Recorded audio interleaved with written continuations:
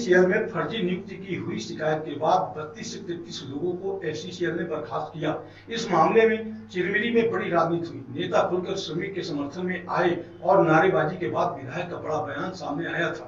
बताया गया कि विधायक और बिलासपुर के अधिकारियों की टीम से वार्ता के बाद जांच प्रक्रिया को बीते 1 साल बंद कर दिया गया है। इस मामले में कई तरह की बातें सामने आ रही। चलिए पहले देखते हैं राजनीति के उस दाव पेच को जिसके बाद बड़े बयान सामने आए थे। जिंदाबाद जिंदाबाद जिंदाबाद जिंदाबाद जिंदाबाद मोदी रमन सरकार में हुए दलालों को जूता मारो सालों को मोदी रमन सरकार में हुए दलालों को जूता मारो सालों को मजदूरों का हक देना होगा देना होगा चिरमिरी के जनता को हक देना होगा चिरमिरी कॉलेरी के दलाल और प्रबंधन के दलाल जैसे जो अधिकारी, ये जो तीनों का जो एक बड़ा कॉकस बना हुआ था पिछले 4 साल से, जो श्रमिक इससे परेशान थे, आज की मीटिंग के बाद मुझे ऐसा लगता नहीं बल्कि पूरा ये मुझे विश्वास है कि 3 महीने के अंदर सारे के सारे जो हमारे 32 जो श्रमवीर हैं चिरमिरी के, इनका ग्रेजुएटी और पीएफ प्रबंधन देगी।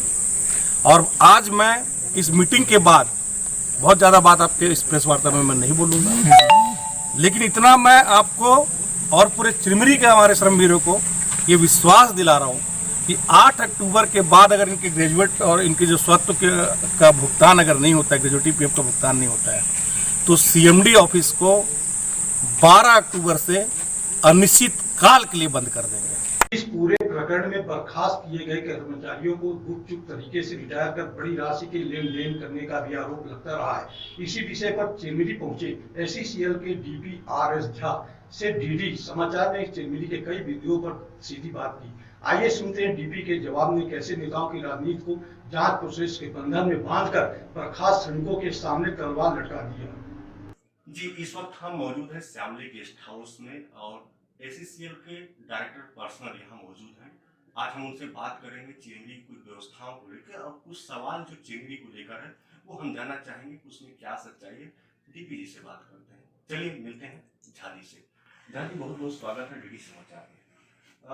चिरमिरी को लेकर 4-5 सवाल हैं जो मैं चाहता हूँ कि आप उसको स्पष्ट करें, क्योंकि काफी लोग हैं, अलग अलग बातें होती हैं।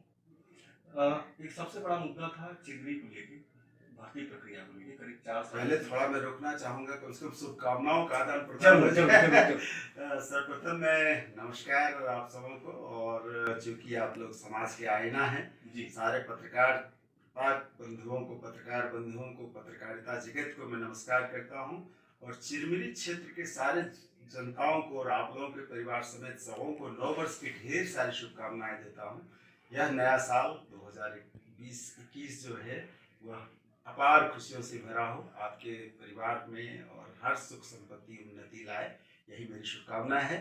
मैं अभी आया, जैसा कि आप देख रहे हैं, रूबरू हो रहे हैं, मैं अपने लोगों को, कर्मचारियों से जो मेरा चिर परिचित अंदाज है, मैं काफ़ी यहाँ के जेसीसी एरिया डीसीसी के साथ मेहमान से मिला, एरिया वेलफेयर कमेटी के मेम्बरान से मिला, और डिस्कशन उसमें जो मेरा परिवार है, आप भी हमारे परिवार के सदस्य हैं जी। यहाँ के महाप्रबंधक महोदय ने कहा कि कुछ मीडिया के बंधु डीडी न्यूज़ और इसके आ रहे हैं, तो मैं आभार प्रकट करता हूँ कि आप लोग आए और हमें मौका दिया आप लोगों से रूबरू होते हुए, और आप लोगों के माध्यम से मैं सभी यहाँ के जनता के, सभी परिवार के सदस्य जो हमारे परिवार के सदस्य हैं, उनको मैं नमस्कार पाती कर रहा हूँ और नए साल की शुभकामनाएं दे रहा हूँ। यह आभार इसलिए कि आपने इसको सफलीभूत किया है, इसलिए डीडी न्यूज़ का एक बार पुनः धन्यवाद देता हूँ। और रही बात कुछ क्वेरीज आपका है तो जरूर बताएं, मैं भरसक प्रयास करूँगा। चिरमिरी के लोगों को आपने धन्यवाद दिया, उनको शुभकामनाएं दी, इसके लिए बहुत बहुत आभारी हैं आपके। एक बात और कहूँगा कि ये डीडी न्यूज़ नहीं, डीडी समाचार है, शायद समझने में दिक्कत हुई है, कोई बात नहीं है, लेकिन आपने चिरमिरी के लोगों को इस प्लेटफॉर्म के माध्यम से शुभकामनाएं बधाई दी, इसके लिए बहुत बहुत धन्यवाद, आपके आभारी हैं। क्योंकि चिरमिरी की जो जिज्ञासा है उसको लेकर मैं कुछ सवाल है और उनका सवाल है जो मैं आपसे करना चाहता हूँ। अभी एक चर्चा का विषय बना था भर्ती प्रक्रिया को लेकर, करीब 400-450 लोग थे, जिसमें 30-32 लोगों को सस्पेंड किया गया था शायद। और इसमें एक बात ये उभर के सामने आ रही है कि 1 साल बीत गए 1 साल के बाद जो जांच प्रक्रिया थी 32-33 के बाद बंद कर दी गई, क्या सच्चाई आप बताएं? चलिए मैं करेक्ट करता हूँ। डीडी समाचार को एक बार आप चूंकि प्रतिनिधित्व करते हैं, आपके डीडी समाचार के माध्यम से मैं सबको शुभकामनाएं देता हूँ। एक बार जहाँ तक का भर्ती प्रक्रिया की कहे उसको मैं स्पष्ट कर देना चाहता हूँ। भर्ती प्रक्रिया में कुछ केसेस इम्पर्सनेशन से रिलेटेड केसेस आए थे, और ये जो होते हैं उसको 30-32 केसेस ही नहीं, ये अनवरत प्रक्रिया है बंधु। क्या होता है कि बहुत सारी शिकायतें, चूंकि प्रजातंत्र है अपना देश, प्रजातांत्रिक व्यवस्था में कायम है, तो कोई भी व्यक्ति या तो शिकायत करता है और अधिकार रखता है। आज तो जानते हैं आरटीआई एक्ट का है जमाना है, पब्लिक ग्रीवांस पोर्टल है माननीय प्रधानमंत्री के द्वारा जो किया गया है, मॉनिटरिंग होता है, और बहुत सारे इन्वेस्टिगेटिव एजेंसीज हैं। तो एक नागरिक, भारत वर्ष का कोई भी नागरिक कोई भी चीज उठा सकता है, ग्रीवांस कर सकता है, एम्प्लॉय भी उठा सकता है, भारत वर्ष का कोई भी नागरिक उठा सकता है। तो ये अनवरत प्रक्रिया है, आज ही नहीं पहले भी आता रहा है, आज भी आ रहा है, भविष्य में क्या होगा मैं नहीं जानता हूँ। तो ये लोग होते हैं, कुछ ये शिकायतें कुछ कंफ्यूजन में भी होती है। आजकल मैं देखता हूँ कुछ शिकायतें दूसरे के द्वारा भी, जैसे आपका है, आपके नाम से दूसरे शिकायत आ जाती हैं, सभी हो जाता है। इस तरह से कंप्लेंट्स आते रहते हैं। हम लोग चूंकि कोल इंडिया की नंबर 1 अनुषंगिक इकाई है, एसएसएल का बहुत बड़ा स्टेक है, तो हम लोग जनता के लिए भी अकाउंटेबल हैं। कॉर्पोरेट गवर्नेंस पॉलिसी हम लोग अडॉप्ट किए हुए हैं, जिनके तहत हम लोग काम करते हैं। तो हम लोग भी उसके लिए बंधे हुए हैं, सारी चीज आरटीआई एक्ट और सब सारी चीज की परिभाषा के अंतर्गत आते हैं। कोई भी शिकायत होता है कि मेरा कर्तव्य है कि उसको उसकी जांच करवावे हमारे प्रबंधन की, और जो भी प्रबंधन वर्ग के हैं उसको जांच करें, उचित उस पर निर्णय लें, सभी चीज उसी के तहत। बहुत सारे शिकायतें आते रहे हैं। मैं एक्चुअली तो आपने कहा कि 30-32 हुआ है, मैं आंकड़े पर तो नहीं जा पाऊंगा। कुछ शिकायतें आती है, हमको भी आता है, और बहुत सारे एजेंसी से भी फॉरवर्ड होकर के आता है। जैसे बहुत सारे इन्वेस्टिगेशन एजेंसी जानते हैं कि आते हैं, जांच अधिकारी होता है जो आता है, वहां से मुख्यालय, चूंकि एससीसीएल का मुख्यालय बिलासपुर है, हमारे पास में भी आता है। मैंने तुरंत जीएम पीएनडे यहाँ हमारे कलीग आए हुए हैं साथ में, उनको तुरंत कहता हूँ कि इसको उचित एरिया को फॉरवर्ड करें, क्योंकि ये प्रक्रिया के तहत जो भी कंप्लेन होता है, एरिया से रिलेटेड अगर कंप्लेन होता है तो एरिया स्तर पर उसका जांच कराना है। क्योंकि स्टैंडिंग ऑर्डर के तहत कोई एम्प्लॉय जो होता है सर्टिफाइड स्टैंडिंग ऑर्डर से बंधा हुआ है, उसी के तहत कार्रवाई करनी होती है। और सर्टिफाइड स्टैंडिंग ऑर्डर के तहत ये वर्णित है कि कौन उसका अनुशासनिक अधिकारी होगा, जिसमें सब एरिया मैनेजर भी है, जनरल मैनेजर भी है, एंड इस तरह से अनुशासनिक अधिकारी एरिया लेवल पर बने हुए हैं, डिक्लेयर्ड है, जो सर्टिफाइड स्टैंडिंग ऑर्डर कहता है। यहाँ फॉरवर्ड करते हैं, उसकी जांच प्रक्रिया करते हैं, जांच जो डिसिप्लिनरी एक्शन जिसको कहते हैं, उसके तहत यहाँ एरिया लेवल पर अपना based on the factual records, जो उसमें नेचुरल जस्टिस का ख्याल रखा जाता है, प्रिंसिपल्स ऑफ नेचुरल जस्टिस का, जिसमें जिसके बारे में शिकायत की गई है उसको पूर्ण अपॉर्चुनिटी, रीजनेबल अपॉर्चुनिटी दी जाती है कि अपना पक्ष रखे। कि क्या मान लीजिए कि कोई किसी के नाम से आता है, कोई शिकायत आता है, अगर उसको एससीसीएल का मुख्यालय बिलासपुर है, हमारे पास में भी आता है, मैंने तुरंत जीएम पीएनडे यहाँ हमारे कलीग आए हुए हैं साथ में, उनको तुरंत कहता हूँ कि इसको उचित एरिया को फॉरवर्ड करें। क्योंकि ये प्रक्रिया के तहत जो भी कंप्लेन होता है, एरिया से रिलेटेड अगर कंप्लेन होता है तो एरिया स्तर पर उसका जांच कराना है। क्योंकि स्टैंडिंग ऑर्डर के तहत कोई एम्प्लॉय जो होता है सर्टिफाइड स्टैंडिंग ऑर्डर से बंधा हुआ है, उसी के तहत कार्रवाई करनी होती है। और सर्टिफाइड स्टैंडिंग ऑर्डर के तहत ये वर्णित है कि कौन उसका अनुशासनिक अधिकारी होगा, जिसमें सब एरिया मैनेजर भी है, जनरल मैनेजर भी है, एंड इस तरह से अनुशासनिक अधिकारी एरिया लेवल पर बने हुए हैं, डिक्लेयर्ड है, जो सर्टिफाइड स्टैंडिंग ऑर्डर कहता है। यहाँ फॉरवर्ड करते हैं, उसकी जांच प्रक्रिया करते हैं, जांच जो डिसिप्लिनरी एक्शन जिसको कहते हैं, उसके तहत यहाँ एरिया लेवल पर अपना based on the factual records, जो उसमें नेचुरल जस्टिस का ख्याल रखा जाता है, प्रिंसिपल्स ऑफ नेचुरल जस्टिस का, जिसमें जिसके बारे में शिकायत की गई है उसको पूर्ण अपॉर्चुनिटी, रीजनेबल अपॉर्चुनिटी दी जाती है कि अपना पक्ष रखे। कि क्या मान लीजिए कि कोई किसी के नाम से आता है, कोई शिकायत आता है, अगर उसको आरोप पत्र, पहला तो आरोप पत्र निर्गत होता है, उससे रिलेटेड फैक्ट बेस्ड, पहले अपना वेरीफाइबल फैक्ट्स को तैयार देख करके आरोप पत्र निर्गत करते हैं, जांच निर्धारित की जाती है, जांच अधिकारी की नियुक्ति होती है, मैनेजमेंट रिप्रेजेंटेटिव उसमें रहते हैं, और पूर्ण रूप से प्राकृतिक न्याय के सिद्धांत के आधार पर उसकी जांच प्रक्रिया अपनाई जाती है। जब जांच अधिकारी जब कोई उसका रिपोर्ट देता है, अपना इंक्वायरी रिपोर्ट सबमिट करता है, तो जो डिसिप्लिनरी अथॉरिटी रहता है, जो एरिया में certified standing order different level पे वर्णित है, तो एरिया में वहां उसको पुट अप करते हैं।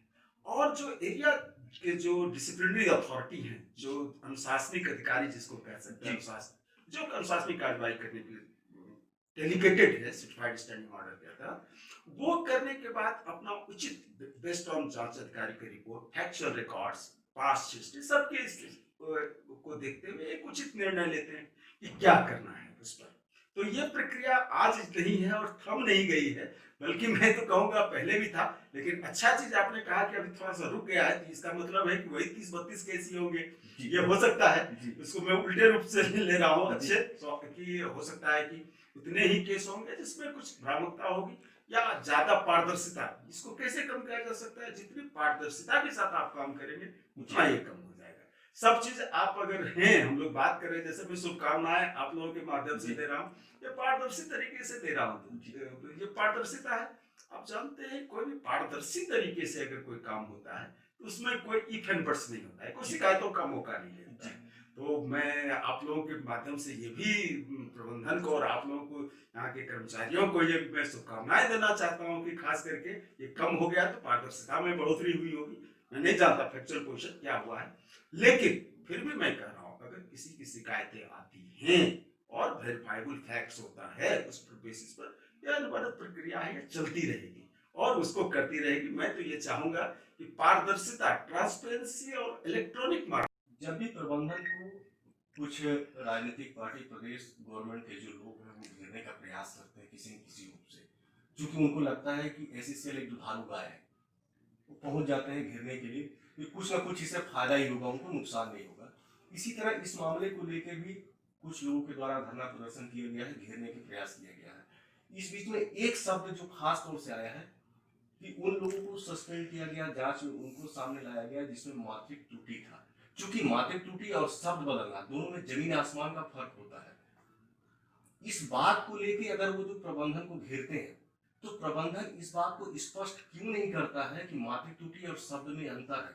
ये क्यों कहता है कि हमको 3 महीना 6 महीना का समय दीजिए? स्पष्ट जवाब क्यों नहीं देता है? ये क्यों नहीं कहता कि आप न्यायालय में जाइए, हम न्यायालय में जवाब देंगे? जी देखिए, मैंने पहले ही प्रथम प्रश्न में उत्तर में दिया था कि जांच कार्यवाही जो की जाती है उसमें प्रॉपर अपॉर्चुनिटी दी जाती है, रीजनेबल अपॉर्चुनिटी है। जो आरोपित कर्मचारी है उसको पूर्ण अवसर दिया जाता है उनको अपना पक्ष रखने के लिए। जी, जांच कार्यवाही में किसी का हस्तक्षेप नहीं होता है, स्वतंत्र कार्यवाही होती है। जी, जांच कार्यवाही का आप जानते हैं, जांच अधिकारी होते हैं, मैनेजमेंट प्रबंधन प्रतिनिधि होते हैं, विटनेस होते हैं, डिफेंस विटनेस होते हैं, सभी होते हैं, क्रॉस एग्जामिनेशन होता है, मैनेजमेंट विटनेस का होता है, सारी प्रक्रिया है, उसमें डिटेल में हम नहीं जाना चाहेंगे। अब क्या होता है कि क्या और जांच कार्यवाही पूर्ण रूप से होने के बाद ही जांच अधिकारी, इंक्वायरी ऑफिसर उसका रिपोर्ट सबमिट करता है। ऐसा नहीं कि एक हियरिंग किए और इंक्वायरी रिपोर्ट सबमिट हो जाता है। अगर होता है, हाँ, एक्स पार्टी इंक्वायरी में होता है, जब अगला आदमी नहीं आता है, कोई पक्ष का नहीं आता, तो एक्स पार्टी इंक्वायरी का होने का प्रावधान है।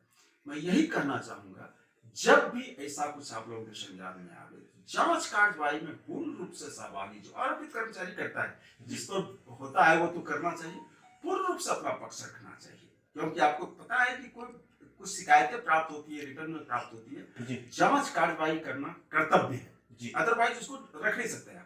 उसके तहत सभी को पार्टिसिपेट करने के लिए दूध का दूध, पानी का पानी हो जाता है, और उसके हिसाब से प्रक्रिया के तहत अनुशासनिक अधिकारी सारे तथ्यों को ध्यान में लेते हुए निर्णय लेते हैं, जो कि एरिया लेवल पर, लोकल लेवल पर जहां जिसको होता है, जो अनुशासनिक अधिकारी सर्टिफाइड स्टैंडिंग ऑर्डर के तहत, ये कर्मचारी नॉन एक्सिक्यूटिव की बात कर रहा हूँ, एक्सिक्यूटिव का सीडीए रूल के तहत होता है, अलग अलग है, अधिकारियों का सीडीए रूल के तहत होता है और नॉन एक्सिक्यूटिव का सर्टिफाइड स्टैंडिंग ऑर्डर के प्रावधानों के तहत होता है।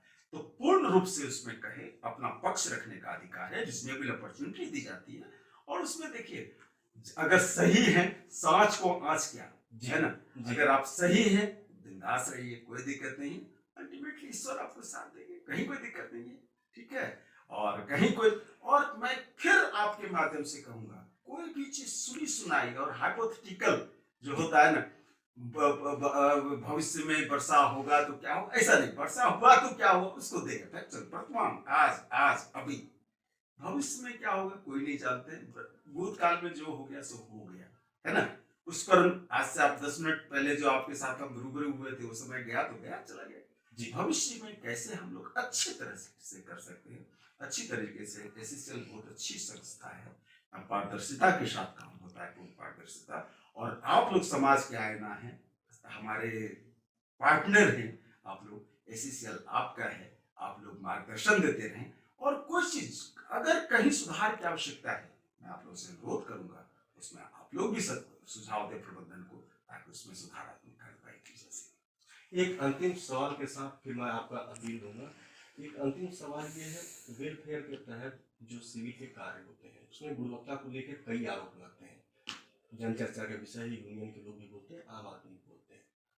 सवाल ये है कि अगर उसकी जांच होती है तो विशेषज्ञ के द्वारा क्यों नहीं कराई जाती? बाहर के विशेषज्ञ जो हों, जो सिविल के विशेषज्ञ हों, उनके द्वारा कराई जानी चाहिए। ऐसे लोगों से कराई जाती है जो उसके विशेषज्ञ नहीं है, वो अपनी जांच रिपोर्ट पेश करते हैं। चलिए, ये अच्छा कर्मचारियों का मुद्दा उठाया आपने। सभी तो कर्मचारियों के वेलफेयर से ही मुद्दे, कल्याणकारी मुद्दे हैं। अच्छा लग रहा है, आप लोग सुन, लगता है दूसरा मीटिंग भी है, आपसे बात करने में बहुत अच्छा लग रहा है, क्योंकि आप प्रदर्शित करेंगे सब कुछ भ्रम जो है वो दूर हो पाएगा जनता का। मैं ये कहना चाहूंगा, देखिए एरिया में वेलफेयर कमेटी है, आप जानते हैं जी। वेलफेयर कमेटी में फुल फ्लेजेड सिविल डिपार्टमेंट है, यहीं से करते हैं। हमने ये निर्देश दिया था कि वेलफेयर कमेटी के इंस्पेक्शन कराइएगा, वो देखने के बाद पूर्ण रूप से काम कराइएगा। अभी वेलफेयर कमेटी से बात किया, नए जीएम सिविल आए हैं मिस्टर श्रीवास्तव जी, तो मैंने कहा कि एक बार आ जाइए आप, क्या क्या कमी है क्या नहीं है। देखिए गुणवत्ता जो क्या कराते हो टेक्निकल शब्द है, सिविल डिपार्टमेंट, सिविल इंजीनियर नहीं है जी। मेरा एक ही स्पष्ट निर्देश है, अगर हम पैसा खर्चा करते हैं, सोना के लिए पैसा खर्चा करते हैं तो सोना ही खरीदेंगे जी। उसमें कोई भ्रामकता नहीं होनी चाहिए, किसी को भ्रामकता नहीं होनी चाहिए। वह जमाना चला गया, क्योंकि हम लोग सोना का पैसा देकर के पीतल वाला काम कराएंगे, वो नहीं होता है ये। क्योंकि मैंने ये कहा कि हर सप्ताह में वेलफेयर कमेटी को ही ऑथराइज किया, क्योंकि उन्हीं के घर में काम होना है, उन्हीं को इंस्पेक्टर बनाया जी। कि आप रिपोर्ट दीजिए, आपके घर में हुआ है कि नहीं हुआ है। वेलफेयर कमेटी से शिकायत हमको किससे आएगी? यूनियन से आएगी। मैं यूनियन को ही प्रतिनिधित्व दिया और कर्मचारियों से निहित जो है कि आप इंस्पेक्शन करके एरिया जीएम को बताइए और एरिया जीएम उसी तरह से अपना कार्यवाही करेंगे जी। तो बेहतर है, सुधार अनवरत गति से चलता रहता है, there is no end of improvement, और हमेशा सुधार की आवश्यकता होता है। बेस्ट में भी इम्प्रूवमेंट की संभावना रहती है। बेस्ट तो सबसे अच्छा मत है, लेकिन there is scope of improvement in best also. Best भी इम्प्रूव हो सकता है। और मुझे अच्छा लग रहा है कि आप लोगों से बात करते रहें।